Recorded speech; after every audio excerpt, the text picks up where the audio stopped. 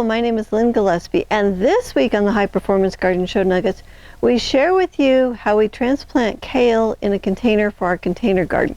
So here's a clip from the show. All right, the next thing that we're going to do is we're going to plant some of this kale. This is the red Russian kale that we seeded about 3 weeks ago, and as you can see, it's pretty big. It's starting to get a little hungry. It's ready to be planted.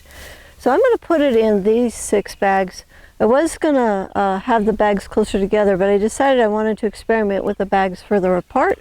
So we're going to just have a little space here. So to get this transplanted, what I want to do is I want to reach down underneath and I want to pull that out. And then I'm going to plant 8 plants. Maybe I'll do 9. 1, 2, 3, 4, 5, 6, 7, 8, 9, like that. And the reason that I like my plants so close together is that I prefer to eat small leaves as opposed to really big leaves.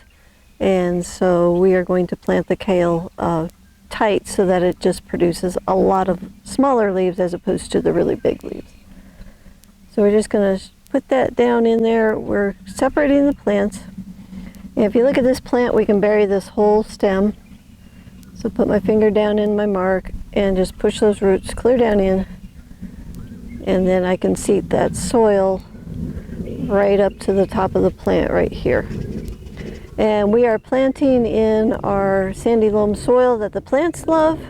If you want to find out what this soil is, you can watch the previous episode of the, let's see, week minus 5 has the soil.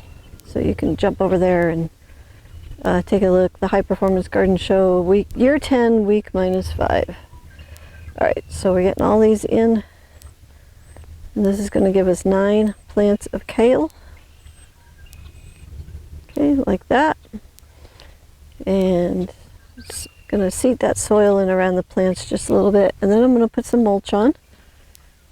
And right now it's going to be a little bit thin. And as the plants get bigger, I will mulch again.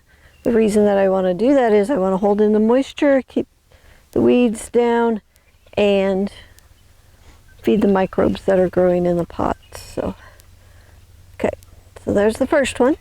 And then the next thing we want to do here is water, but I'm going to go ahead and plant all 6, and then we'll get the water going.